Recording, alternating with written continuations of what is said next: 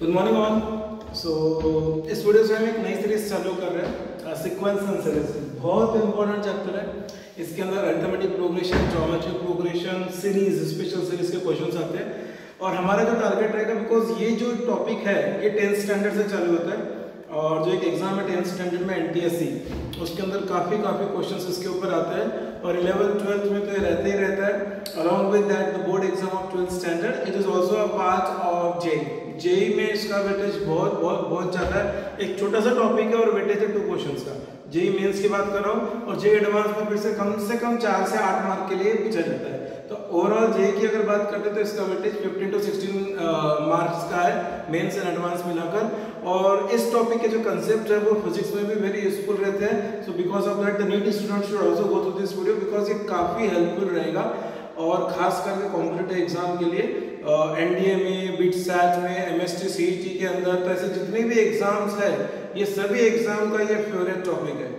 तो क्योंकि एक इजी टॉपिक है, लेकिन क्योंकि इसके अंदर कुछ मैथमेटिकल कैलकुलेशंस ज़्यादा रहते हैं तो थोड़ा टाइम कंज्यूम हो सकता है। तो हमारी कोशिश रहेगी कि हम कैसे किसी क्वेश्चन को कम समय में सॉल्व कर सकते हैं, बिकॉज बाकी सब कुछ तो अवेलेबल रहता है नेट पर या और कहीं पर, लेकिन जो मेन क्रक्स है कि किसी कंसेप्ट को हम कैसे अप्लाई कर सकते हैं to get the answer very quickly, because the crux of any competitive exam is the time. आपको कम समय में क्वेश्चंस अटेम्प्ट करना है। ठीक है, शुरू करते हैं। ये कुछ जेई लेवल पर क्वेश्चंस प्रीवियसली पूछे गए हैं, और इनको करने के अलग अलग वे है, शायद बच्चों को आ भी जाएंगे। मैं कोशिश कर रहा हूँ इस क्वेश्चन को कितने जल्दी वे से हम सॉल्व कर सकते हैं। ठीक है, तो पहला क्वेश्चन है, sum of first 20 common terms root in the series. ऐसी 2 सीरीज है और हमको बोला है कि ये 2 सीरीज के पहले 20 कॉमन टर्म्स का सम क्या रहेगा। तो एक्चुअली हमको ये सीरीज बढ़ाते रहनी पड़ेगी, just like this is an AP। 4 का डिफरेंस है तो कॉमन डिफरेंस 4 का 15 के बाद 19 आएगा, 23 आएगा, and so on and so fourth. यहाँ पर 5 का कॉमन डिफरेंस है तो 26 आएगा, 31 आएगा, and so on and so fourth. उन्होंने बोला है कि हमको सिर्फ इन 2 सीरीज के जो कॉमन टर्म है उसका सम चाहिए। ठीक है, तो इसको अगर करने जाएगा और बच्चों को अगर ट्रिक नहीं मालूम है तो काफी टाइम कंज्यूमिंग हो सकता है। जेई में पूछा हुआ क्वेश्चन है। तो इसको करने का एक बहुत सिंपल सी शॉर्ट ट्रिक है। वो शॉर्ट ट्रिक ये है कि कॉमन डिफरेंस देख लो, यहाँ पर पहले सीरीज का कॉमन डिफरेंस है 4, पहले सीरीज का कॉमन डिफरेंस है 4, दूसरे सीरीज का कॉमन डिफरेंस है 5। तो 4 और 5 का एलसीएम ले लो, बस 4 और 5 का एलसीएम ले लो। 4 और 5 का एलसीएम कितना होता है 20। तो जो भी एक नई सीरीज बनेगी जिसमें कि कॉमन टर्म्स रहेंगे इसके, उसका कॉमन डिफरेंस 20 का रहेगा। और हम 3-4 टर्म देखते हैं तो हमें समझ में आ जाता है कि 11 एक पहला टर्म है जो कि कॉमन है दोनों सीरीज में। 11 जो है वो पहला टर्म है जो कि दोनों सीरीज में कॉमन है। तो हमारी सीरीज हो जाएगी 11, 20 का गैप है तो 11 के बाद प्लस 20 31, 51, ये हमारी सीरीज बन जाएगी। और हमको बोला है फर्स्ट 20। ठीक है, तो हमें ऐसे का फॉर्मूला मालूम है, n/2 टाइम्स 2a + n-1g। तो हम बस यहाँ पर वैल्यू प्लग इन कर देंगे, आंसर आ जाएगा। n/2 मतलब n की वैल्यू 20 है, 20/2 10, 2a मतलब a है 11, 11 2 are 22, प्लस n की वैल्यू पर से 20, 20 - 1 19, और कॉमन डिफरेंस आ रहा है 20 का। फाइन, ये हमारा आंसर रहेगा इस क्वेश्चन का। जेई में आ चुका है। It's I am not interested to calculate this because it is very simple. ठीक है, तो क्रक्स यहाँ पर क्या था कि हमें ये मालूम होना चाहिए कि इस क्वेश्चन को कैसे सॉल्व करते हैं। अब ये जो मेथड मैंने बताई है कि दोनों के कॉमन डिफरेंस का एलसीएम ले लेना, वो हमारी नई जो सीरीज बनेगी कॉमन टर्म्स की, वो उसका कॉमन डिफरेंस बन जाएगा। ये पॉइंट इंपॉर्टेंट था, बाकी तो एसएम का फॉर्मूला सबको मालूम है। ठीक है, या ये एक अच्छा कंसेप्ट है, ये बेसिक कंसेप्ट है, लेकिन बच्चों भूल जाते हैं इस कंसेप्ट को। ठीक है, एक्चुअली पढ़ाया जाना चाहिए जब भी हम ये पढ़ते हैं। तो हाउ टू गेट TN और D if SN is known. तो ये जो बुक्स है, बुक्स के अंदर क्या लिखा रहता है कि अगर आपको SN मालूम है तो एक टेक्निकली हम अगर इसको वर्कआउट करते हैं कि हमें TN पता करना है, तो SN में से अगर SN-1 करें तो TN मिल जाता है। इन सिंपल है, बिकॉज SN क्या होता है, SN सपोज ये सीरीज है 19 तक की, 23 तक की, तो इनका सम हो जाएगा सबका AB का। ठीक है, और SN-1 मतलब एक टर्म का मतलब 23 छोड़ के इसका सम, तो जब इन सब का सम माइनस इसका सम करेंगे तो लास्ट टर्म TN ही बचेगा। ये वो सिंपल है, लेकिन ये टाइम कंज्यूमिंग है। ठीक है, कोई Sn दे के रखा है हमको, फिर Sn माइनस 1 निकालना पड़ेगा, फिर Tn निकालना पड़ेगा, और Tn के बाद उन्होंने Tn पे नहीं रुके, उन्होंने D भी पूछा है, कॉमन डिफरेंस भी। तो Tn से D पर कैसे आते हैं, उसके लिए एक नया formula Tn minus 1 is equal to D, because दो कॉन्सेक्यूटिव टर्म अगर एपी में है तो उनका जो डिफरेंस रहेगा वो कॉमन डिफरेंस रहता है। तो बेसिकली हमको ये वर्किंग करना है, ये वर्किंग करना है, काफी टाइम कंज्यूमिंग है। फॉर एग्जांपल अगर सपोज Sn जो रहता है, अगर इसको देखते हैं तो देखो n into n एक आ रहा है, मतलब Sn हमेशा क्वाड्रेटिक फॉर्म में रहता है। तो सपोज मैं एक Sn ले रहा हूँ, see for example simple 4n² plus 5n, because एक n भी आएगा यहाँ पे, ध्यान से देखो Sn में क्या क्या आएगा, कि 2a माइनस d एक कांस्टेंट है, वो 2a माइनस d को n से मल्टीप्लाई होगा तो एक n का वेरिएबल आएगा, ठीक है, और ये n और ये n का मल्टीप्लिकेशन n² आएगा।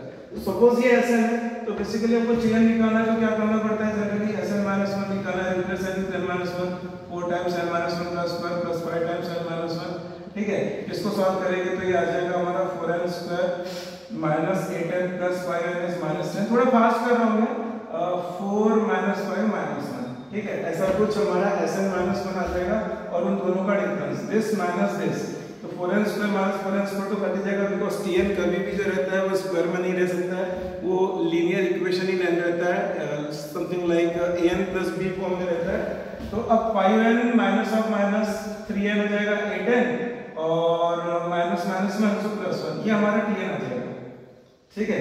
उस वजह से मैंने फास्ट किया, उसके बाद जो होगा Tn, ठीक है, और दूसरा रहेगा Tn माइनस 1, ठीक है, Tn माइनस 1 मतलब replace n with n minus 1 plus 1, तो ये हो जाएगा हमारा 8n माइनस 8 प्लस 1 से माइनस 7, और इन दोनों का जो डिफरेंस रहेगा Tn माइनस Tn माइनस 1 वो हो जाएगा दिस माइनस दिस कैंसिल, और 1 माइनस ऑफ माइनस 7 मतलब प्लस 8, 1 प्लस 7 8, ठीक है, ये हो जाएगा हमारा कॉमन डिफरेंस। तो ये काफी लंबी प्रोसेस है, मतलब जेईई के स्टूडेंट, एनडीए के स्टूडेंट या BITSAT kind of exam, MST kind of exam he expected नहीं है कि आप इस वे से जाओ, और वो इंटेंशनली पूछते हैं ऐसे क्वेश्चन, क्यों पूछते हैं, बिकॉज आपका टाइम कंज्यूम हो, they want to trap you. So in spite of using this, see what I can do, I can get the answer of this question within 10 second, within 10 second what exactly you need to do, ठीक है। हमारा question में given क्या था, Sn, question में given था हमको Sn, करना क्या है, अगर मुझे ध्यान से सुनना, अगर मुझे Tn निकालना है, अगर मुझे Tn निकालना है, और अगर मुझे कॉमन डिफरेंस निकालना है, तो दोनों के लिए बता रहा हूं। तो अगर मुझे कॉमन डिफरेंस निकालना है, अगर मुझे कॉमन डिफरेंस निकालना है, तो ये जो पोर्शन है ना, ये जो पोर्शन है, ठीक है, इसका डिफरेंशिएशन कर दो, सिर्फ पहले पार्ट का 4n² का डेरिवेटिव। अब जिनको डेरिवेटिव नहीं आता 10th स्टैंडर्ड के लोगों को, तो उनके लिए वो सिंपल सा लॉजिक बता रहा हूं मैं, ठीक है। अगर जिसको डेरिवेटिव आता है उसके लिए 4n² का डेरिवेटिव क्या होता है, 8n, तो 8n का जो कोएफिशिएंट 8 है वो हमारा d रहेगा, देखो d8 आ गया, सिंपल है। Sn का जो पहला टर्म है उसको डिफरेंशिएट करो, 4n² का डेरिवेटिव 8n होता है, उस 8n का जो कोएफिशिएंट 8 है वो कॉमन डिफरेंस रहेगा ओवर, ठीक है। आगे बढ़ता हूं मैं, क्योंकि मैंने d निकाल दिया, मुझे तो d के साथ साथ Tn भी पूछा था, तो Tn कैसे निकालेंगे, ये लंबी प्रोसेस होगी। तो Tn निकालने के लिए क्या करना है, बहुत सिंपल सी चीज है, हमारा Tn 8n प्लस 1 आया था, क्या करना है Tn निकालने के लिए, ये जो Sn था उसमें n का कोएफिशिएंट प्लस 5 है और n² का कोएफिशिएंट प्लस 4 है, दिस माइनस दिस कर दो, coefficient of n minus coefficient of n², 5 minus 4 कितना होता है, 1 होता है, देखो प्लस 1। तो एक्चुअली मैं ये क्वेश्चन देखे बराबर सॉल्व कर सकता हूँ, Tn भी d भी, Tn भी मुझे मालूम पड़ जाएगा, d भी मालूम पड़ जाएगा, एंड अदरवाइज सीधे steps which you are taking, ठीक है। तो ये आंसर है इसका। अगर Sn मालूम है तो how we can get d and Tn very quickly, one way. Another way is, if the student don't know the derivative, what you need to do, very simple, आपको क्या करना है, ये n² का जो कोएफिशिएंट है, n² का जो कोएफिशिएंट है, n² का जो कोएफिशिएंट है उसका डबल कर दो, दैट्स इट, 4 का डबल 8, कॉमन डिफरेंस 8, फाइन। तो ये क्वेश्चन एनटीएससी जो एग्जाम होती है ना उसमें पूछे जाते हैं, बिकॉज इस क्वेश्चन का लेवल 10th का है और जेई का लेवल भी अभी 10th जैसा ही हो गया, तो 10th के क्वेश्चंस पूछते हैं। मैं तो पिछले 3-4 साल से एपी जीपी और सीरीज के जो क्वेश्चंस जेई में देख रहा हूँ उन्हें देख के लिटरली आश्चर्य होता है कि अगर एक 10th स्टैंडर्ड के बच्चे को भी वो क्वेश्चन दे तो वो आते हैं। और बिल्कुल बिल्कुल बोल सकते हैं कि अलजेब्रा के जो 2 क्वेश्चन का वेटेज है वो एपी जीपी पे रहता है। ठीक है, I hope this is fine. Now jumping to the next question. So मुझे ऐसा लगता है कि काफी इजी बन गया होगा इससे। ये भी बहुत बेसिक सी थ्योरम है, बहुत बेसिक सी थ्योरम है। तो अगर बच्चों को थ्योरम नहीं मालूम तो क्या करेगा, T7 8 है, T8 7 है, तो C15 क्या होगा। हम इसको डिटेल मेथड से सॉल्व करते हैं। अगर T7 8 है, मतलब अगर ये फर्स्ट टर्म ये है, कॉमन डिफरेंस T है, तो हम क्या करेंगे इसको a + n - 1, सो 7 - 1 60। और दूसरा क्या बोला उन्होंने, T8 7 है, T8 7 है, तो वो भी हो जाएगा a + 8 है ना, तो n - 1 हो जाएगा 8 - 1 70। अब हम क्या करेंगे, दोनों का एडिशन करेंगे, सब्ट्रैक्शन करेंगे। पहले तो a से a कैंसिल, 60 - 70, या दिस माइनस दिस कर देते हैं, कोई दिक्कत नहीं। सो a से a cancel, 7g - 60 is d, और 7 - 8 -1, तो g की वैल्यू -1 हो जाएगी। यहाँ प्लग इन करेंगे तो 6 × -1 -6 -6 उधर गया +6, 8 + 6 14, तो a की वैल्यू हो जाएगी 14। ऐसा कुछ हमारा आ गया, ठीक है। अब एक बार ये आ गया, C15 पूछा, C15 क्या होता है, a + 14g, तो a की वैल्यू कितनी होगी 14, और d की वैल्यू -1, so 14 + 14 × -1, तो 14 - 14 0 आंसर आ रहा है। लग गया 1 मिनट। मेरा ये कहना है कि अगर हमने ये इंफॉर्मेशन ध्यान में रख ली, ये थ्योरम ध्यान में रख ली कि अगर TP is equal to Q and TQ is equal to P, then in that case 15 क्या है, 7 + 8, ये 15 क्या है, 7 + 8, then T of P + Q is always 0, T of P + Q is always 0। तो जैसे ये क्वेश्चन आता है और आ चुका है एनटीएससी एग्जाम में कई बार, ठीक है। क्यों, क्या ये कठिन क्वेश्चन है ना, क्योंकि एनटीएससी में आपको टाइम बहुत मैटर करता है, तो वो जानबूझ के क्वेश्चन पूछते हैं ऐसा। और आपने ये क्वेश्चन अटेम्प्ट किया, इस वे से गया 1 मिनट, तो उनका पर्पस सॉल्व हो गया। You will be happy at the end of the question that I have cleared one question, but actually you lose your time. Fine. So basically यहाँ पर अगर ये थ्योरम मालूम है तो you can crack this question without using paper and pencil. Hope this is fine. या ये जो अगले 3 क्वेश्चन है ना, ये तीनों भी जेई में पूछे हुए, ठीक है, तीनों भी क्वेश्चन जेई में पूछे हुए। तो जेई बोलने के बाद तो काफी लोगों को ऐसा लगता है अरे जेई क्या है, ये है वो है। देखो हम कितने जल्दी क्वेश्चन बनाते हैं। उन्होंने बोला था कि एक एपी है, ये तीनों क्वेश्चन एपी के, एक एपी है, उस एपी में हमको इसकी वैल्यू निकालनी है, Sn + 3 टाइम्स दिस, ठीक है। बच्चों अभी हमने जैसा किया था Sn -Sn -1 वगैरह वगैरह करते हुए, इस क्वेश्चन को अगर आप क्रैक करने की कोशिश करोगे तो किसी भी तरीके से कम 2 मिनट का समय लगेगा। You may take at least 2 minutes of time, and I believe that 80% of the student after the end of 2 minutes will be somewhere in the dilemma that what should be the next step we have to do, and they will leave that question. So you are not getting any mark, and you lose you lose time. Fine. Then sometimes if they come to the conclusion, they got some options, so they will click some one of the option which may be wrong, so -1 also. Okay, now just see what I am doing. हमको उन्होंने क्या बोला है कि एक AP है। अब उन्होंने क्या बोला, एपी है, मैं क्या करता हूँ वो एपी ले लेता हूँ, और सबसे प्यारी और सबसे अच्छी एपी मेरे को लगती है ये वाली। उन्होंने कुछ बोला थोड़ी है, उन्होंने कुछ बोला स्पेसिफिक एपी, उन्होंने बोला कि एपी है बस, ठीक है। अब ये एपी है, ठीक है। अब देखो n, n+1, n+2, n+3 है, तो मैं अगर n की वैल्यू 1 ले लेता हूँ तो मेरा क्वेश्चन क्या हो जाएगा, ये मेरा क्वेश्चन हो जाएगा S4 - 3S3 + 3S1 + 1 2 n - S1। That's it. अब इसको तो कोई भी बच्चा सॉल्व कर लेता है, जिसको छोटी मोटी ट्रिक्स आती है या जिसको सम ऑफ फर्स्ट नेचुरल नंबर का फॉर्मूला मालूम है, आराम से। क्योंकि ये मैं क्यों बोल रहा हूँ, इसलिए बोल रहा हूँ कि मुझे ये क्वेश्चन 10 सेकंड 15 सेकंड में करना है। ये लिख दिया मैंने, ये एपी मेरी आ गई है। अब देखो S1 क्या होगा, S1 मतलब पहले टर्म, ठीक है। S2 मतलब पहले दो टर्म का सम, ठीक है। डायरेक्टली डाल देते हैं, बस 4 तक क्या है मतलब 10 आने वाला है सम 1 2 3 4, तो S4 हो जाएगा 10 माइनस 3 टाइम्स ये हो जाएगा 3 2 1 मतलब 6 प्लस 3 टाइम्स दो टर्म मतलब 1 + 2 3 माइनस S1 मतलब -1, ठीक है। इसको सॉल्व करते हैं, ये देखो ये 9 है, 9 + 10 19, 18 - 1 19, 19 - 19 0, ये पैटर्न है, इसका आंसर 0 ही आता है, ठीक है। अब मैं इसको ट्रिक और एक बता देता हूँ। अगर इस टाइप का क्वेश्चन आता है और आ चुका है, ये जेईई का क्वेश्चन है, तो उस क्वेश्चन में ध्यान रखना, ये वाला क्वेश्चन है, ठीक है। उस क्वेश्चन में ध्यान रखना यहाँ पे -3 + 3 है, ठीक है। -3 अगर कॉमन लेते हैं इन दोनों में से, अगर -3 कॉमन लेते हैं तो वो आता है Sn + 2 - Sn + 1, ठीक है। ये पैटर्न और ये सबसे बड़ा वाला सम और ये सबसे छोटा, इन दोनों का डिफरेंस अगर जब भी रहता है तो आंसर हमेशा 0 आएगा।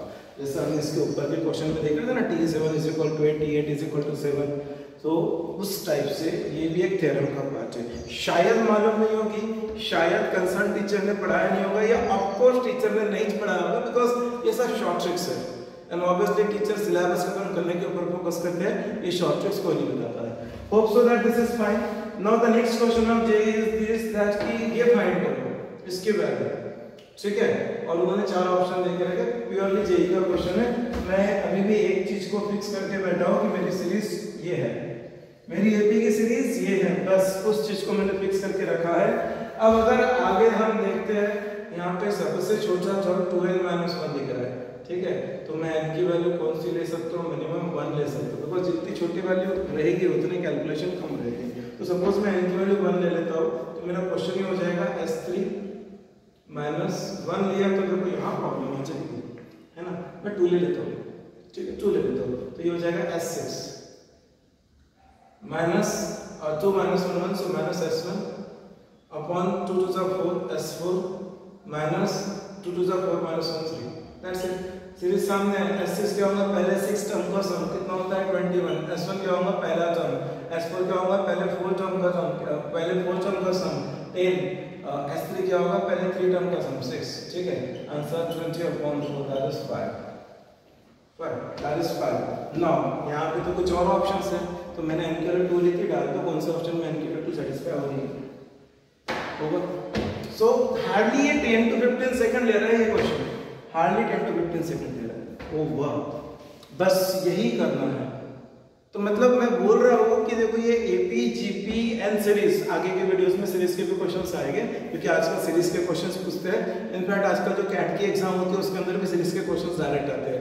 जिन लोगों को आगे जाके एमबीए एंट्रेंस वगैरह देना है, स्पेशली कैट देना है, तो कैट के लिए भी हेल्पफुल है, ठीक है। Now just see last question, pth qth rth and ss terms of an ap be in gp। अगर pth qth rth और ss टर्म किसी ap का gp में है, तो इसकी वैल्यू ये जो रहेगा p - q q - r r - s will be in what, ठीक है। ऑप्शन थे इसमें ap gp hp और agp, मतलब अर्थमेटिक ज्योमेट्रिक प्रोग्रेशन, ठीक है। ये क्वेश्चन देख के तो आधे बच्चे छोड़ देते हैं, ठीक है। अब देखो ये क्वेश्चन 10 सेकंड के ऊपर नहीं है, 10 सेकंड के ऊपर नहीं है, एपी है, मेरा एपी यही है, ठीक है। अब उन्होंने क्या बोला कि इस एपी का pth qth rth term GP में, तो मैं पिकअप कर सकता हूँ एक जीपी, ये हो गया 1 2 4, और आगे जाके अगर देखते हैं तो इसमें एक 7 आएगा और एक 8 आएगा, तो मैं बोल सकता हूँ कि 1 2 4 8 जीपी में है इसमें के। हो गया क्वेश्चन खत्म, हो गया क्वेश्चन खत्म।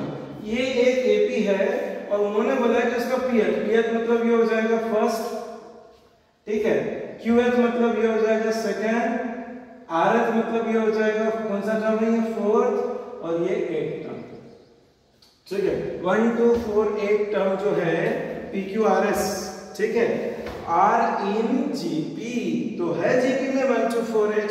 अब p - q क्या होगा -1, ठीक है, q - r क्या होगा 2 - 4 - 2, और r - s क्या होगा 4 - 8 - 4, ये तो GP है, because it has a common ratio of 2 -2/-1 -4/-2, that's it होगा, ठीक है। अब सोचो इसको PQRS लेकर सॉल्व करते थे कितना समय जाता था। इसलिए मैं बोल रहा हूँ कि इवन दो हमारे दिमाग में हमने बैठा के रखा है कि JEE Mains JEE advance tough है, सिर्फ और सिर्फ एक चीज़ का ध्यान रखो, अगर आपने आपका 100% दिया तो ऐसी कोई एग्ज़ाम नहीं है जो टफ है, कोई एग्ज़ाम नहीं है जो टफ है, सिर्फ आपको आपका 100% देना है, जो कि इतना ईजी नहीं है देना। बिकॉज अगर हर कोई 100% देता था, सभी IIT में रहते थे, हम नहीं दे पाते। ठीक है, वो एक सेंटेंस है मैं बोलना चाहूँगा वीडियो के एंड में, if you are not sacrificing today then your aim और योर गोल और your dream will be sacrificed. अगर आज आप सेक्रीफाई नहीं करोगे तो आपका जो भी ड्रीम है वो आपका सेक्रीफाई बन जाएगा। ठीक है, you need to sacrifice that, and if you really want to achieve your aim, goal, dream, then you need to sacrifice today. You need to sacrifice. There is no other option. ये जितने भी question थे unorthodox approach से हमने solve किया। ये जो 6-7 question थे शायद अदरवाइज सॉल्व करते थे तो 30 मिनट्स 35 मिनट्स हो सकता था, उससे ज़्यादा समय लगता था। ये हमने विदिन 10 मिनट सॉल्व कर लिया, विदिन 10 मिनट सॉल्व कर लिए। ज़्यादा भी बताते थे बिकॉज एक्सप्लेनेशन में टाइम लगता है, otherwise 5 minutes cup of tea था, not more than that. So always believe in yourself and do your best. That is the motto, because I am getting so much of calls nowadays because the NEET result has come and then JEE advance is going on. So the students are in very panic situation because they have not got good mark in JEE mains and all that. So I am always saying that don't worry about it. Whatever has happened in the past, just start the new beginning. Just start the new beginning and change your approach and start sacrificing. The God is looking at you. He will see that if you are ready to sacrifice your pleasure, then definitely you are going towards your goal. Thank you very much.